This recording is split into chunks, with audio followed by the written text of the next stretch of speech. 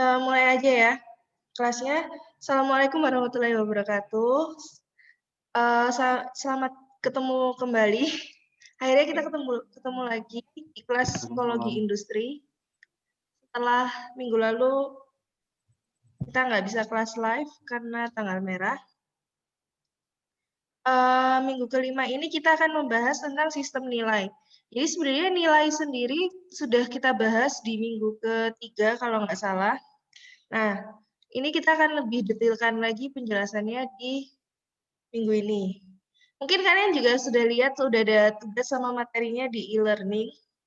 Itu biar saya nggak kelupaan aja, makanya saya upload kemarin, gitu. Iya, nggak apa-apa, Diko. Oh iya, semalam juga Fauzan sama Diko laporan ke saya kalau e-learningnya ternyata down. Buat yang belum ngumpulin tugas karena e-learningnya down, boleh dikumpulin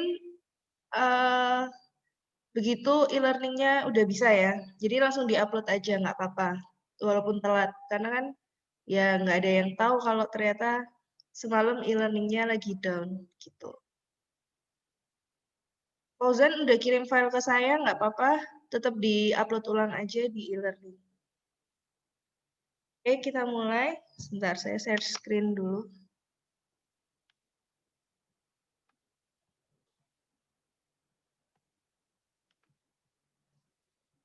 Ini kita mulai kuliahnya.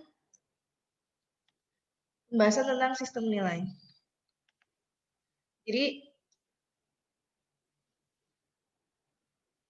sistem nilai. Apa sih nilai itu? Apa sih value itu? Sebelum kita masuk ke nilai, kita masuk dulu ke asumsi dasar. Nah, asumsi dasar itu adalah tingkatan nilai yang paling dalam, yang bahkan kalian itu sering nggak menyadari keberadaannya. Asumsi dasar sendiri meliputi belief, di mana kita udah pernah membahas secara singkat ya, belief itu apa. Lalu persepsi, landasan berpikir, dan perasaan. Jadi, apa ya, kalian sering kan tidak sadar gitu loh kalau kalian memiliki asumsi dasar dalam hidup kalian. Kayak perasaan-perasaan yang nggak kalian sadari. Nah, itu bagian dari asumsi dasar. Sifat asumsi dasar sendiri diyakini kebenarannya. Nah, diyakini kebenarannya itu bukan berarti semua orang meyakini satu kebenaran yang sama. Bisa jadi balik lagi, salah satu macam asumsi dasar adalah persepsi. Persepsi setiap orang kan berbeda-beda ya. Jadi bisa jadi si A meyakini kebenaran dari satu asumsi dasar, tapi si B tidak meyakini hal yang sama karena mereka berbeda persepsi. Itu kayak gitu. Jadi diyakini kebenarannya ini secara personal ya, bukan secara general. Lalu cenderung stabil. Jadi biasanya kalau orang sudah berasumsi A, dia cenderung mempertahankan asumsinya. Dan asumsi ini yang akan menjadi apa ya itu istilahnya? Prinsip hidup, prinsipnya dia gitu. Makanya dia cenderung stabil. Kayak misalnya saya, asumsi dasar saya adalah merokok itu tidak sehat. Nah, dari dulu pendapat saya itu, asumsi itu, saya meyakini kebenarannya dan stabil, tidak berubah. Sampai detik ini pun saya masih meyakini bahwa merokok itu tidak sehat, sehingga menjadi sebuah prinsip hidup saya untuk tidak merokok, seperti itu. Tapi balik lagi, itu kan keyakinan saya ya, kebenarannya berdasarkan keyakinan saya. Tapi mungkin orang lain meyakini bahwa enggak, merokok itu baik-baik aja, tidak mengganggu kesehatan. Yaitu silahkan. Karena balik lagi persepsi antara saya dan orang lain itu berbeda. Lalu sulit diubah secara ekstrim. Jadi karena asumsi dasar ini nantinya akan menjadi prinsip hidup, yang namanya prinsip yang sudah kalian pegang itu saya yakin sulit diubah gitu loh. Jadi ini agak-agak nyinggung ya tentang hubungan romantisme alias pacaran. Ada yang bilang kan bahwa nggak apa-apa pacaran, maksudnya gini, salah. Misal Budi dan Mawar pacaran. Nah, Mawar ini punya beberapa kekurangan karakter. Budi bilang, nggak apa-apa, tapi aku cinta, aku akan pelan-pelan bisa mengubahnya. Padahal menurut saya itu nonsens. Hal-hal kayak gitu itu sulit diubah secara ekstrim gitu loh, kecuali dari diri Mawar sendiri yang mau berubah. Karena itu sudah menjadi asumsi dasar dalam hidup dia, dan Mawar meyakini kebenarannya, dan apa ya, sudah jadi prinsip hidupnya Mawar gitu loh. Contohnya misal, Budi itu pinginnya cewek itu yang rajin, suka beberes rumah. Tapi Mawar merasa kayak rajin beberes rumah itu nggak terlalu penting. Buat dia yang penting itu dia bisa berkarya, dia bisa jadi mahasiswa berprestasi, belajar kayak gitu. Nggak apa-apa rumahnya berantakan, yang penting dia belajar, pinter, jadi mahasiswa berprestasi. Nah, persepsi antara Budi dan Mawar ini kan udah berbeda ya.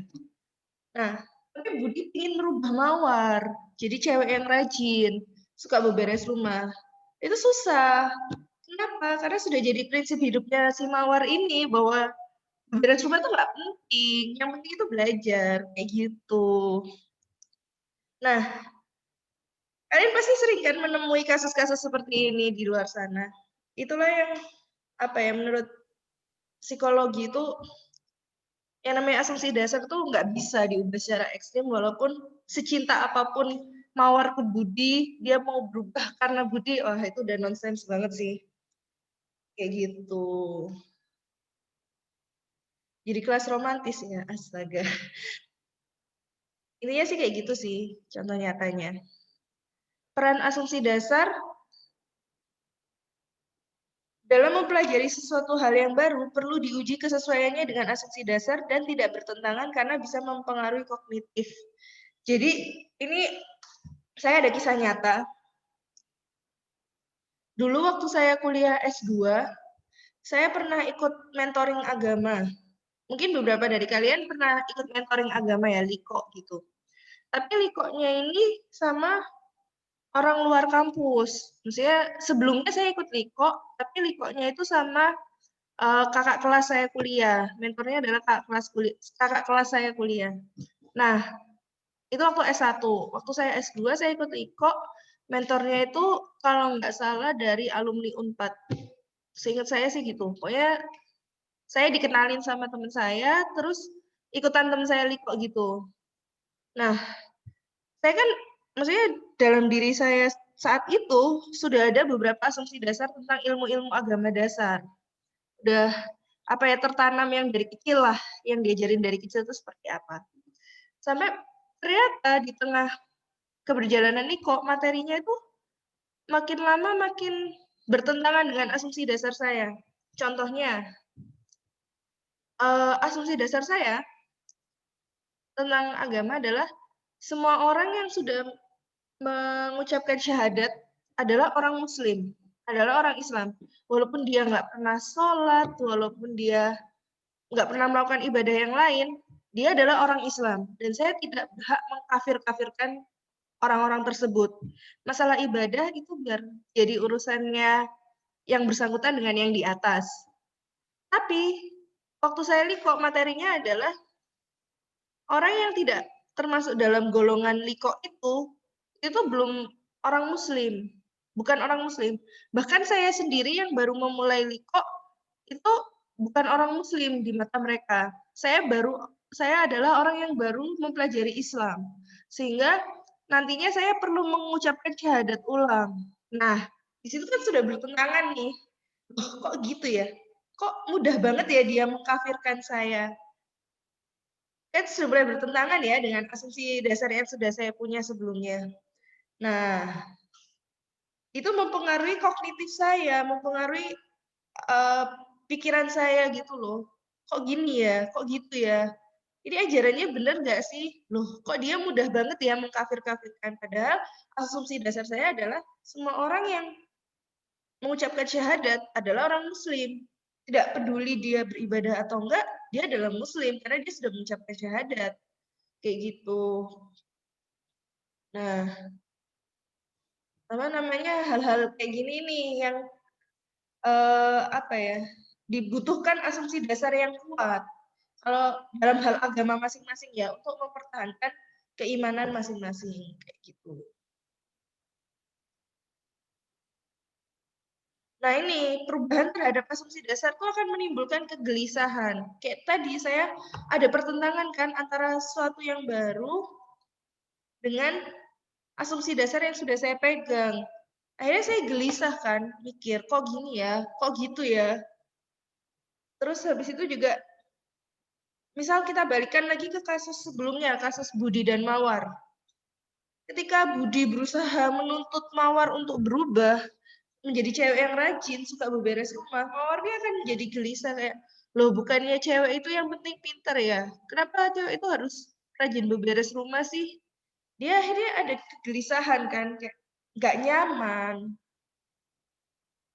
Nah, balik lagi bahwa salah satu macam dari asumsi dasar itu adalah persepsi, sehingga persepsi ini mempengaruhi interpretasi. Interpretasi seseorang terhadap sesuatu atau situasi dipengaruhi oleh asumsi dasar yang ia miliki. Gitu. Contohnya kayak gini. Orang sibuk identik dengan kerja. Situasinya ada orang yang duduk dan diam di meja masing-masing.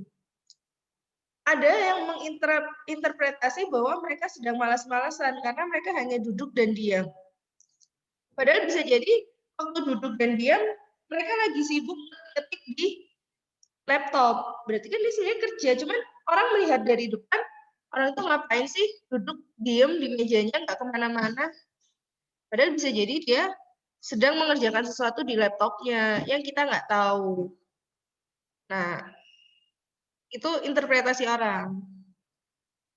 Atau ada juga yang setiap orang yang memiliki motivasi dan kompetensi yang tinggi. Asumsi dasarnya, situasinya ada seseorang yang bekerja tidak produktif. Interpretasinya ada ketidaksesuaian antara orang dengan pekerjaannya. Padahal belum tentu. Bisa jadi emang orangnya yang males-malesan kerjanya. Bukan karena orang itu nggak cocok sama pekerjaannya.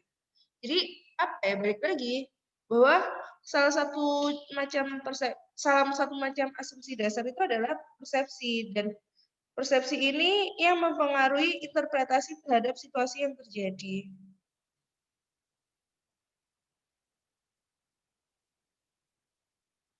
Apa ada pertanyaan sebelumnya? Belum, Bu. Aman. Itu sih. Mungkin kalian juga apa ya, ketika melihat satu situasi yang sama, ini ada berapa sih partisipannya? Ada 14 orang partisipan. 14 orang ini dihadapkan pada satu situasi yang sama. Belum tentu kalian memandang situasi itu dengan cara yang sama. Contohnya, itu kan semua tergantung sudut pandang ya. Contohnya misal, kalian pergi ke pasar, terus ada pengemis yang minta-minta.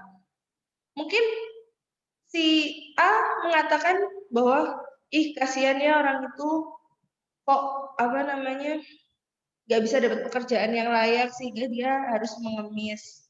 Tapi orang B mungkin akan mengatakan, males banget sih kerja kok ngemis, kok dia males banget nggak mau nyari kerja lain, jaga toko kek, atau apa kek, atau jaga jadi tukang parkir kek, kayak gitu.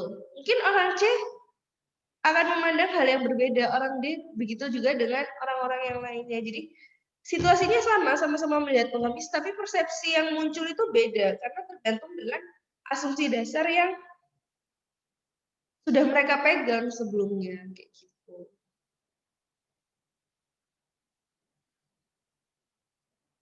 Ini beberapa asumsi dasar yang berhubungan dengan aspek-aspek penting dan mendasar dari kehidupan, seperti pandangan terhadap waktu, hubungan antar manusia, kepentingan relatif dari pekerjaan, keluarga, dan aturan yang pantas bagi laki-laki dan perempuan. Nah, ini nih yang lagi hot sekarang kan, kasus kayak feminisme gitu ya.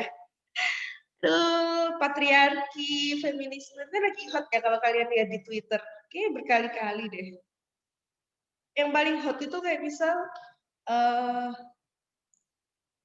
ini bahasan bukan bahasan ini ya, bukan bahasan tabu ya. Menurut saya ini bukan bahasan tabu, ini bahasan yang ya, kita open mind aja lah. Misal ada korban pemerkosaan. mungkin sebagian orang tuh bilang bahwa ceweknya yang salah.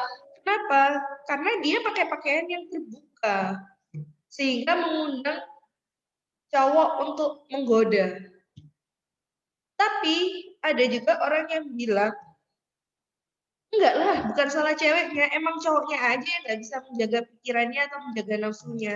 Mau ada 1000 cewek pakai pakaian terbuka yang lewat, kalau pikirannya udah ngeres ya ngeres aja.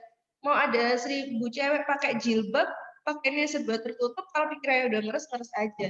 Ada yang berpendapat seperti itu. Nah, disitulah aturan yang pantas bagi laki-laki dan perempuan. Bisa juga mungkin tentang adat istiadat. Setiap daerah kan punya adat istiadat yang berbeda-beda ya. Ini yang lagi menarik itu kayak misal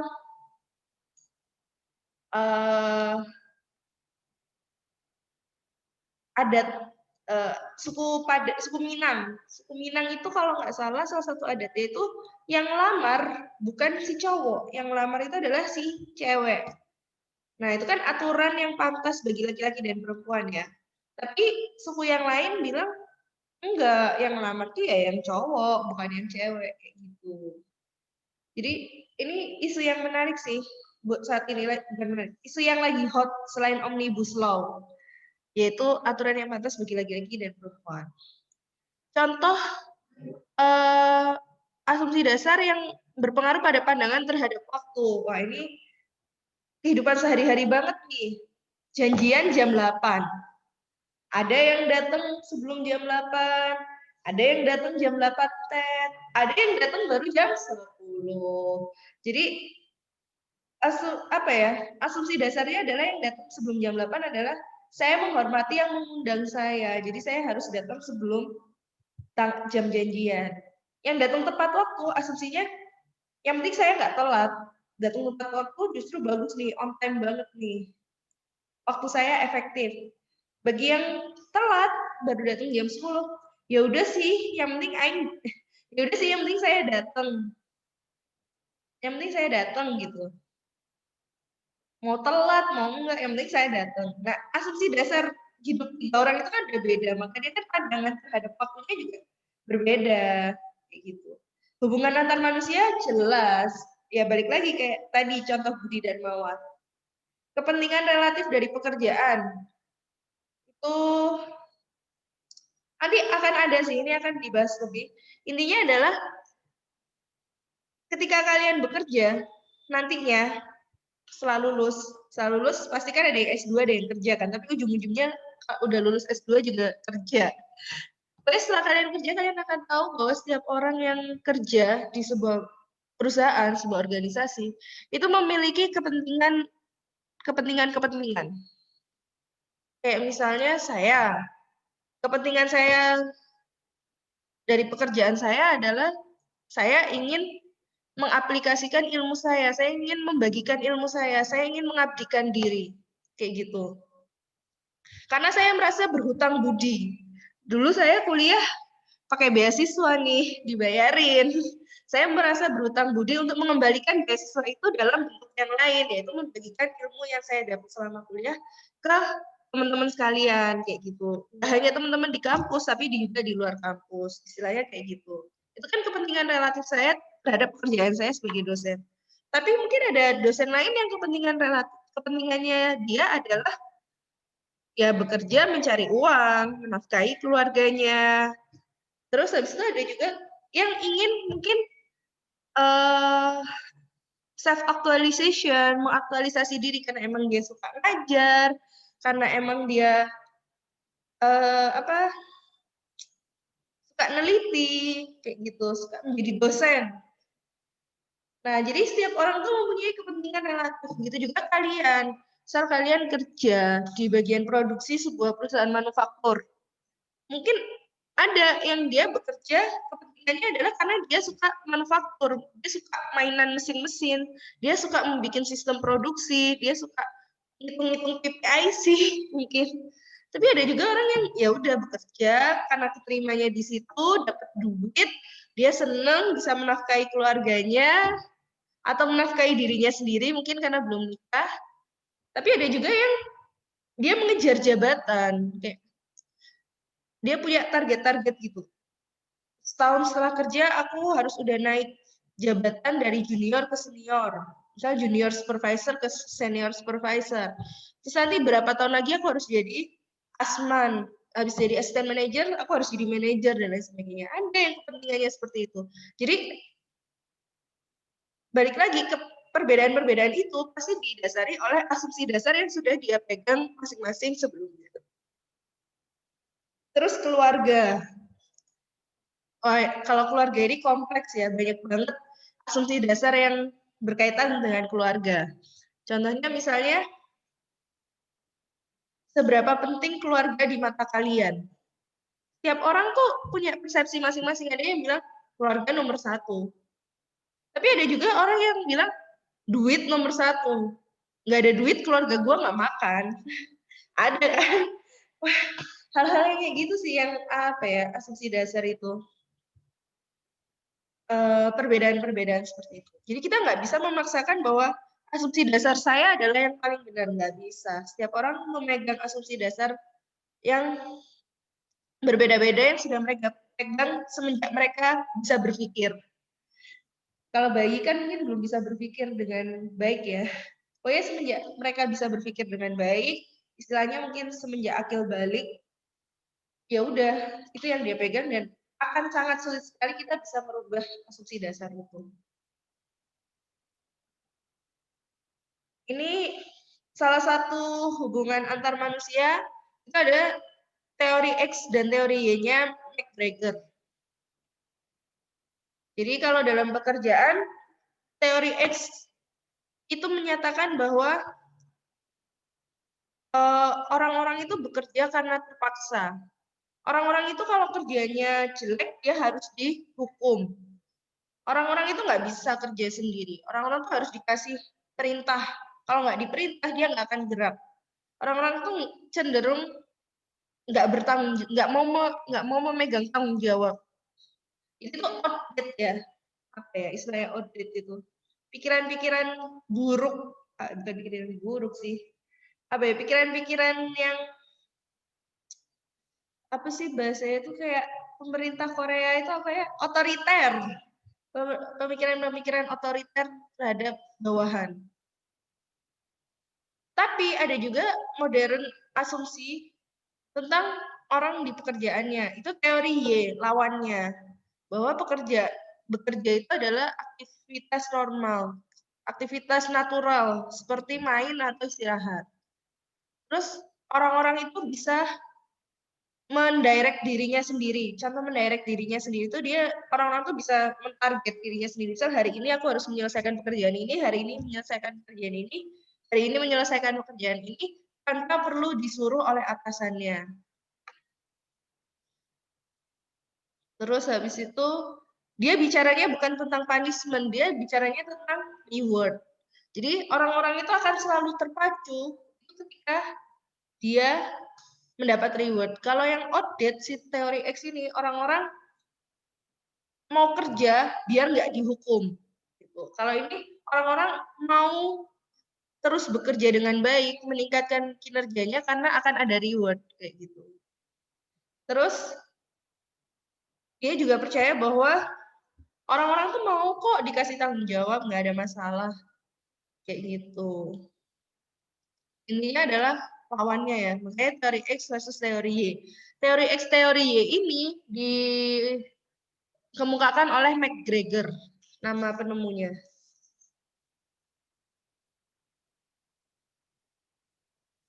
Nah, ada bukan dua jenis sih.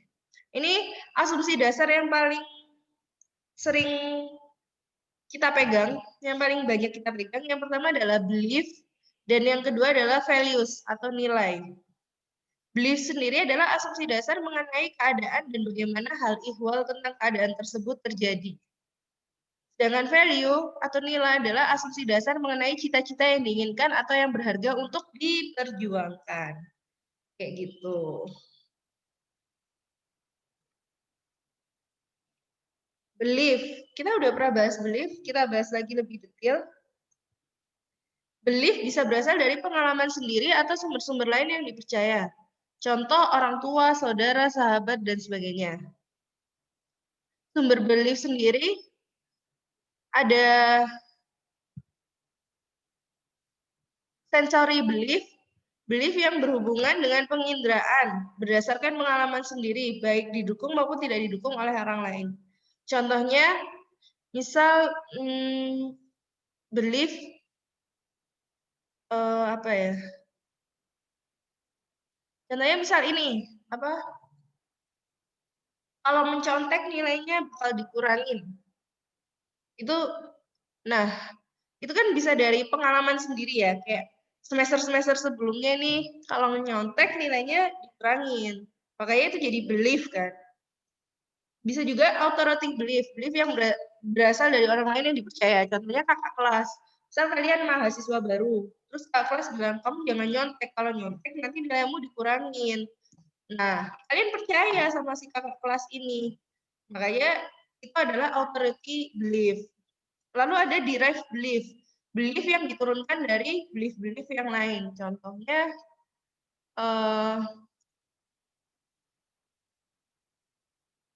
apa ya?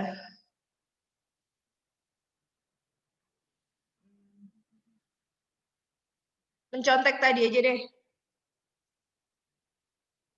Nilai kalian ternyata berkurang. Ya, itu karena kalian mencontek gitu sih. Gimana ya? Bentar. Saya mikir.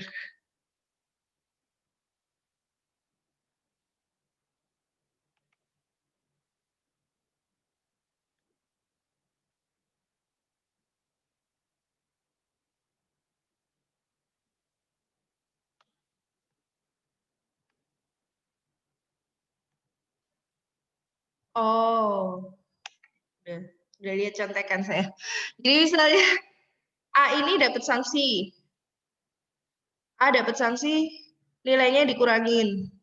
Nah, kalian udah pernah dapat sensory belief, udah pernah dapat sumber belief sebelumnya bahwa biasanya nilai dikurangin ini gara-gara mencontek. Nah, kalian akhirnya muncul derived belief bahwa, oh, A ini pasti nilainya dikurangin karena nyontek nih, kayak gitu. Nah, belief tidak bisa berdiri sendiri, melainkan saling bergantung satu sama lain.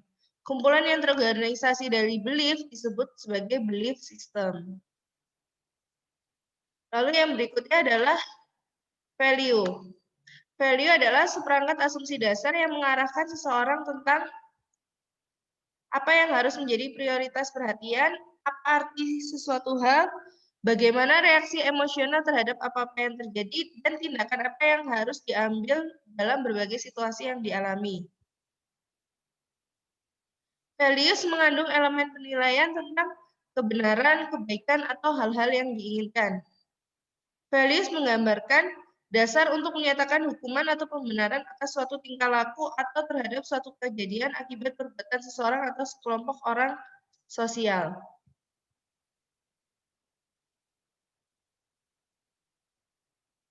Nah, ini definisi-definisi lain dari values. Kalau tadi belief itu, kumpulan dari belief-belief itu membentuk belief system, maka ada juga sistem nilai. Yaitu suatu organisasi dari kepercayaan yang menetap mengenai perilaku atau keadaan akhir yang lebih disukai dalam suatu kontinuum kepentingan relatif. Kayak gitu. Jadi ada belief system, ada value system. Ini bisa kalian baca sendiri ya definisi-definisi ini dari beberapa sumber. Kalau tadi belief itu sumbernya bisa dari sensory, authority, atau derive, maka value juga sama. Ada yang berasal dari pengalaman diri sendiri, ada yang berdasarkan identifikasi pribadi dari seseorang yang mempengaruhi penting dalam pembentukan kepribadian seseorang semenjak kecil. Contoh, orang tua. Jadi, prinsip-prinsip hidup yang kalian pegang sekarang, itu bisa jadi berdasarkan dari pengalaman kalian sendiri, tapi bisa jadi karena dibentuk oleh orang tua kalian. Jadi kayak contohnya Mawar tadi ya, yang lebih mementingkan cewek itu yang penting pinter, nggak rajin, beberes rumah itu nggak masalah, yang penting pinter. Nah, bisa jadi memang dari orang tuanya yang mengajarkan demikian, loh. Kamu tuh yang penting pintar, Mawar. Beberes rumah itu urusan belakang lah, yang penting pintar dulu. Bisa jadi orang tuanya yang mendorong demikian kan. Tapi bisa jadi memang dia melihat pengalaman diri sendiri bahwa orang akan memandang dia ketika dia itu menjadi cewek pintar. Bukan karena cewek yang rajin beberes rumah, kayak gitu. Pentingnya values, nilai itu akan melandasi pembentukan sikap dan motivasi. Kayak tadi ya, akhirnya kan si Mawar lebih termotivasi untuk belajar dan jadi mahasiswa berprestasi daripada jadi cewek yang rajin beberes rumah. Lalu values mempengaruhi pembentukan persepsi, jelas ya, kasus Mawar dan Budi tadi. Dan values mempengaruhi objektivitas dan rasionalitas. Ya balik lagi sih, karena persepsi ini pasti berpengaruh pada objektivitas juga.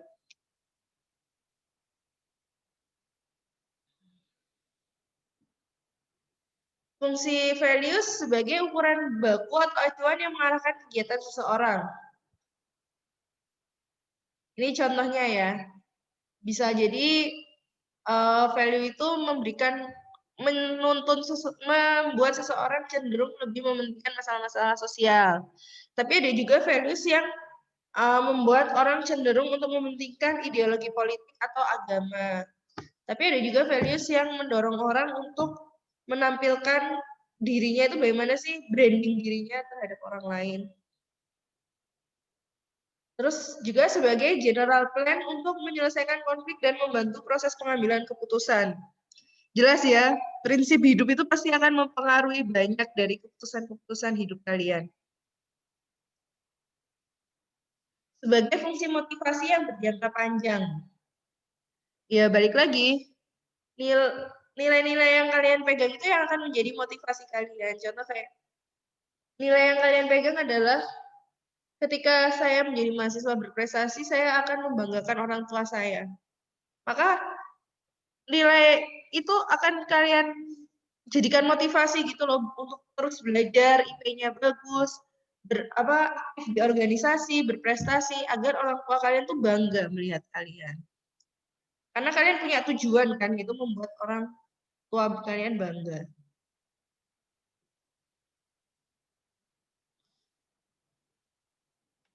Nah,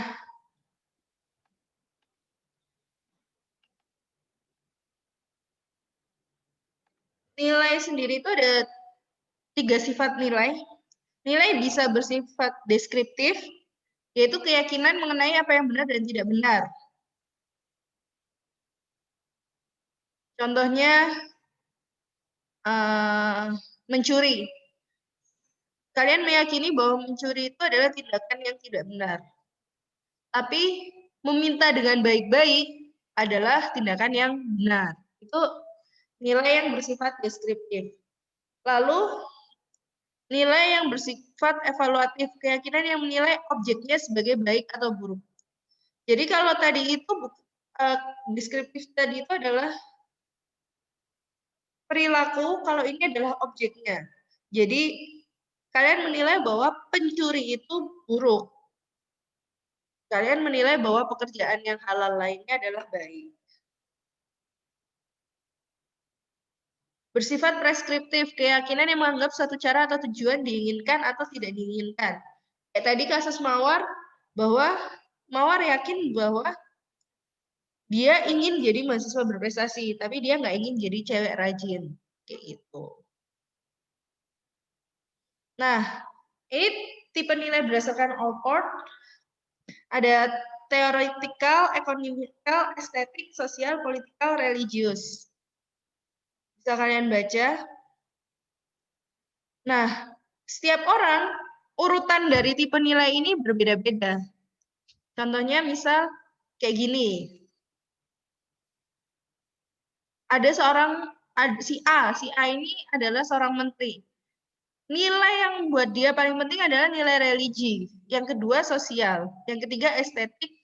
Yang keempat politik. Yang kelima teoritikal. Yang keenam ekonomi. Tapi ada si B. Si B ini bekerja sebagai bagian purchasing. Nah, nilai yang paling penting tuh buat dia adalah ekonomi, teoretikal, politik, religius, estetik, sosial, berdasarkan urutan. Lalu ada juga saintis di industri, jadi kayak mungkin orang R&D.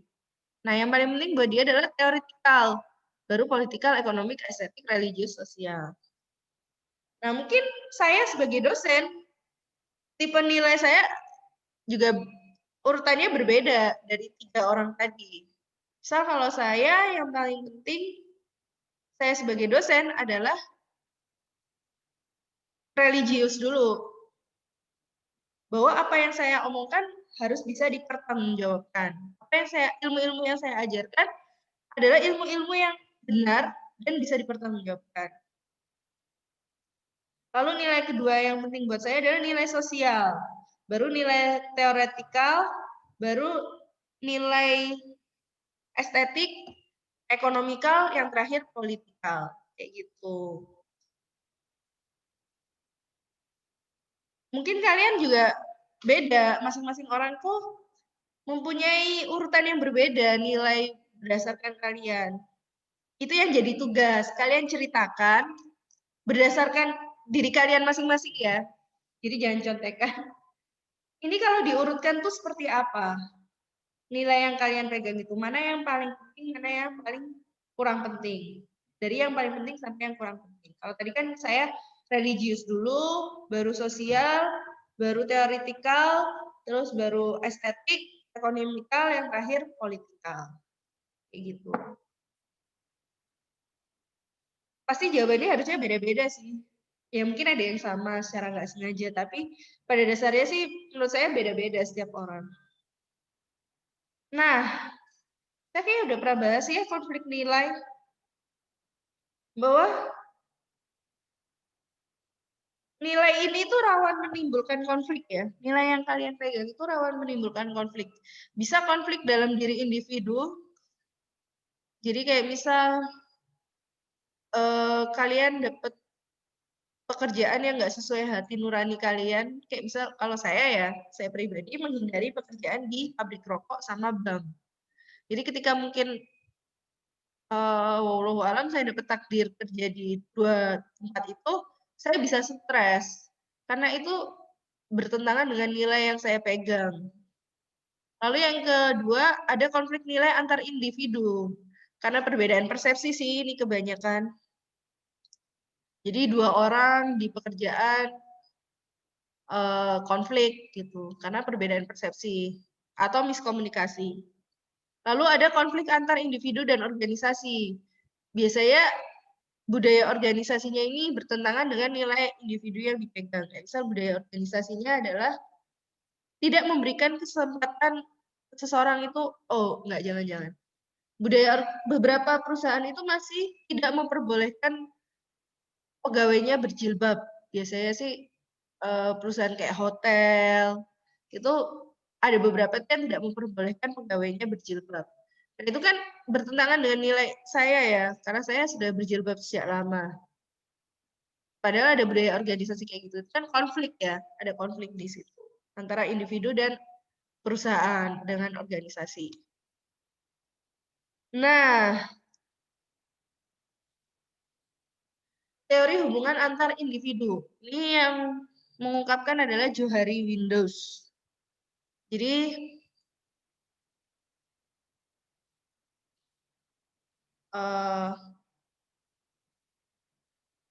ini diri sendiri, ini orang lain. Matriks yang di sini, open self, itu adalah ketika kita bisa mengenali diri sendiri dan kita bisa mengenali orang lain. Jadi, kita bisa memahami diri kita itu seperti apa, dan kita bisa memahami orang lain yang sedang berhubungan dengan kita itu seperti apa. Itu dia akan menunjukkan sikap yang open self, kayak gitu. Open self sendiri adalah ini adalah hubungan yang paling enak istilahnya, hubungan yang paling enak di antara manusia. Karena saling ada keterbukaan gitu kan. Akhirnya bisa saling memahami antara, misal contohnya ya, Budi dan Mawar tadi.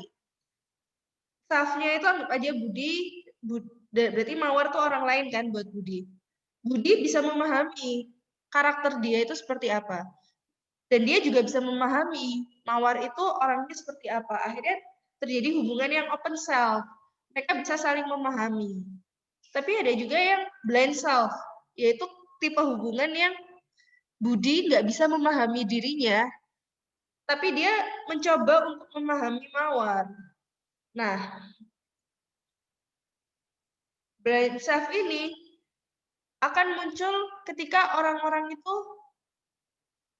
yang pada zona blind self ini dia tidak bisa mengekspresikan dengan tepat apa yang ingin dia bilang, apa yang ingin dia ungkapkan gitu loh. Contohnya misal Budi itu ingin mengungkapkan bahwa dia itu suka Mawar.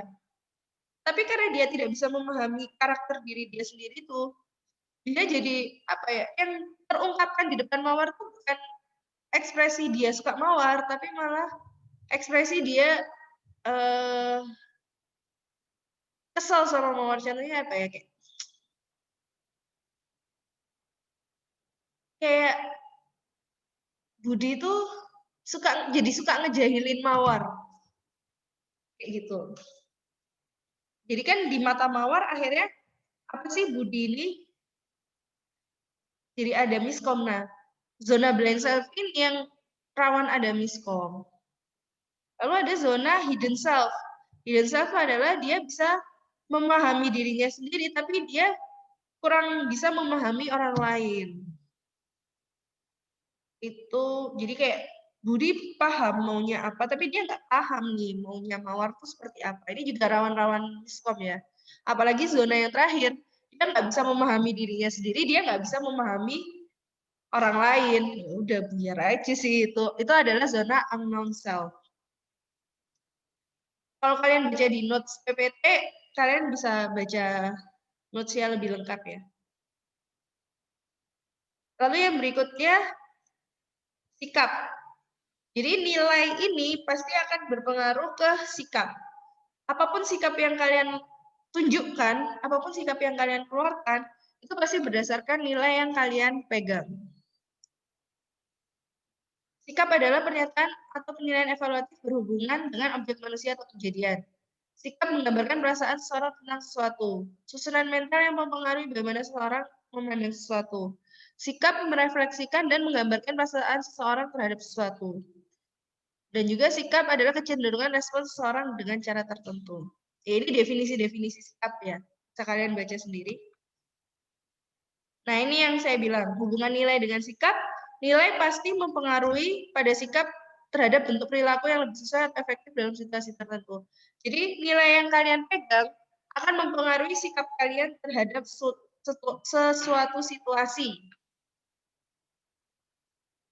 dan ekspresi kalian. Nah, sikap individu dapat mengalami perubahan, baik karena interaksi dengan lingkungannya maupun melalui proses pendidikan. Perubahan sikap dapat terjadi secara sebangun atau secara tidak sebangun. Pemahaman atau perubahan sikap penting untuk meningkatkan prestasi perorangan. Jadi, kalau nilai itu tadi, kalau asumsi dasar, baik belief atau nilai itu sulit diubah, tapi kalau sikap itu masih bisa diubah. Kayak tanpa merubah nilai ya. Tapi perubahan sikap ini untuk meningkatkan kinerja. Nah, komponen sikap itu ada aspek kognitif, afektif, dan perilaku. Aspek kognitif, opini atau belief. Kalau aspek afektif itu lebih ke emosional atau perasaan. Sedangkan aspek perilaku itu menggambarkan niat untuk berperilaku atau bertindak melalui cara tertentu. Nah, ini fungsi sikap, yaitu sebagai knowledge, sebagai ekspresi, sebagai ego defensif, sebagai instrumental. Bisa kalian baca sendiri ya.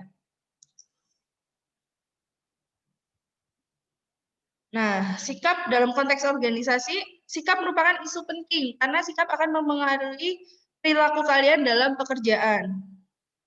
Isunya, organisasi harus mengenali sikap seluruh karyawan di dalamnya. Bisa lewat observasi langsung, kuesioner sikap, dan lain sebagainya. Sikap karyawan tertanam dalam budaya. interaksi kehidupan kerja dengan individu.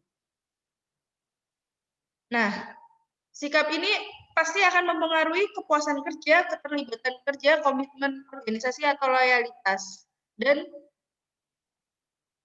konsistensi sikap ini juga harus dinilai. Karena sikap itu bisa mengalami perubahan, baik perubahan ke arah yang positif maupun perubahan yang ke arah negatif. Faktor yang mempengaruhi sikap itu bisa dari karakter pribadinya, faktor lingkungan, dan balik lagi yang tadi McGregor bilang teori X, teori Y yang dipegang oleh seorang atasan.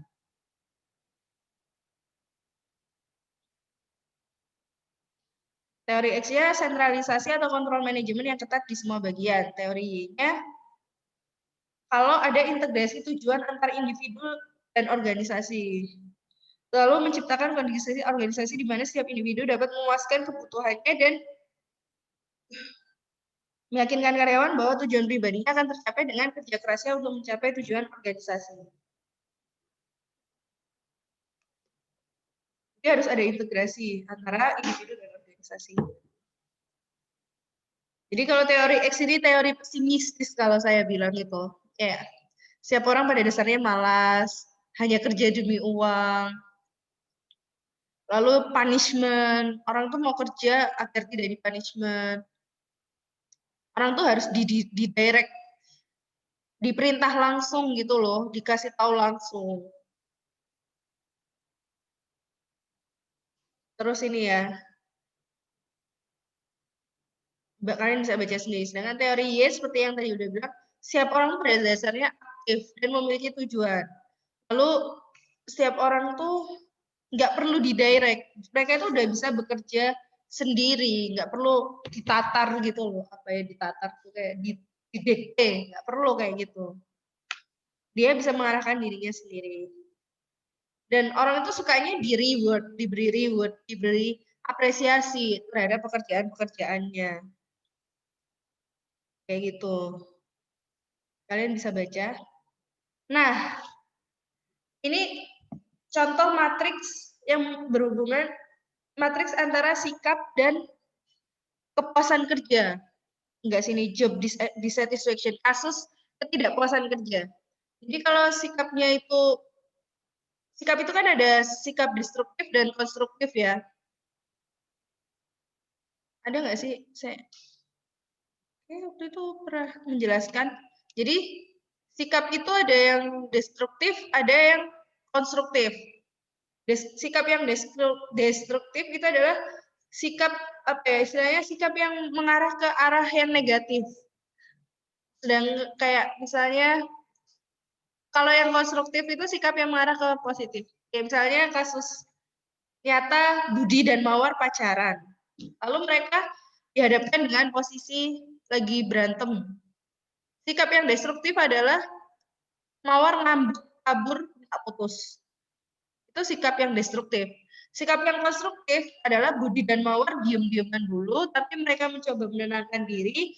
Ketika dua-duanya tensinya udah rendah, mereka ketemu terus membicarakan dengan baik-baik permasalahan yang membuat mereka berantem. Itu adalah sikap yang konstruktif kayak gitu. Nah, lalu ada aktif dan pasif.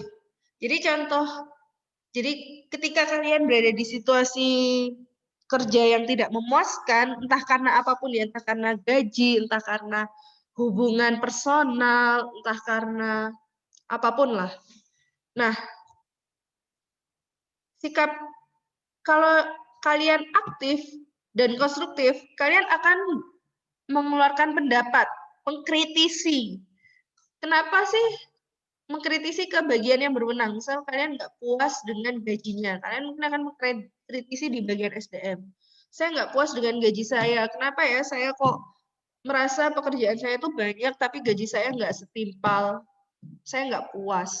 Kalian akan mengkritisi kebijakan SDM tentang penggajian. Tapi ada juga sikap yang aktif dan destruktif, yaitu exit. Aku nggak puas ya udah aku resign aja cari kerjaan lain. Udah nggak banyak babi. Itu aktif yang destruktif. Tapi ada pasif yang konstruktif. Contohnya ini loyalty, masuk zona loyalty, jadi kalian ya udahlah pasrah aja, tapi tetap ada di perusahaan itu, berusaha mengimbangi lah, kayak ya mungkin aku nggak terlalu ngoyo lah bekerja santai aja, toh gaji segini-segini aja kayak gitu. Tapi ada yang pasif destruktif itu ada di zona neglect. Zona neglect itu kayak masa bodoh, nggak peduli. Ya wis lah, kayak gitu. Nah, tidak ada perubahan ke arah membangun di situ. Kayak ya udah nggak peduli aja. Tapi diem.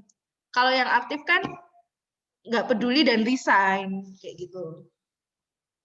Nah, setiap orang yang berada pada situasi ketidakpuasan dalam pekerjaan bisa menampilkan empat-empatnya.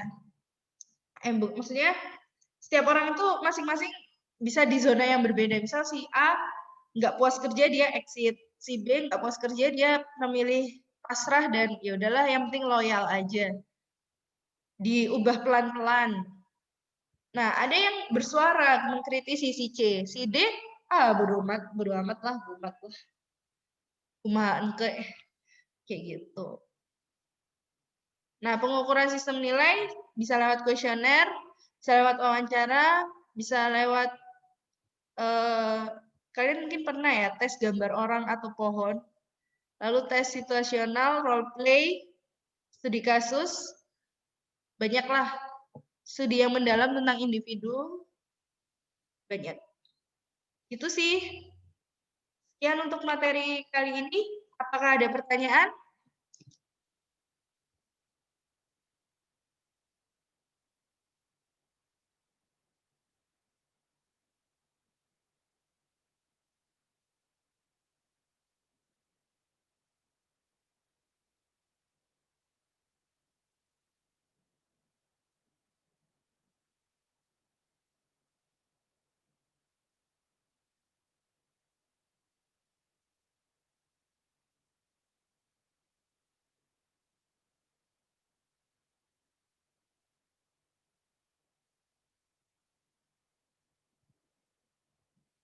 Apakah ada pertanyaan?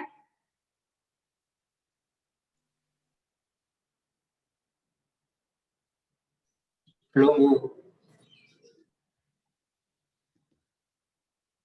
Ini cuma 16 orang yang hadir ya. Ada yang belum absen. Apa aku sebentar ya. Saya Bu belum absen. Di chat aja yang belum absen di apa namanya di QR code di chat aja. Tadi kalau nggak salah QR code itu yang absen baru 12 orang. Lalu di chat baru Andiko sama Angga. Yang belum absen silakan meninggalkan chat.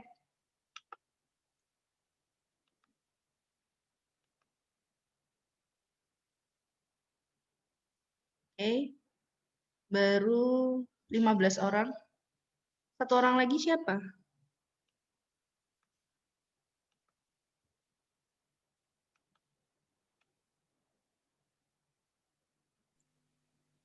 Saya Bu belum absen. Siapa? KL Bu. Kael, di chat aja Kael. Biar ada catatan.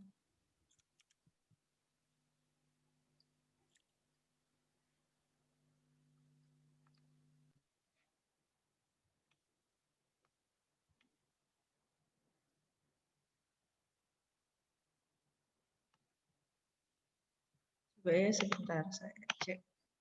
Ih, Gracias ya.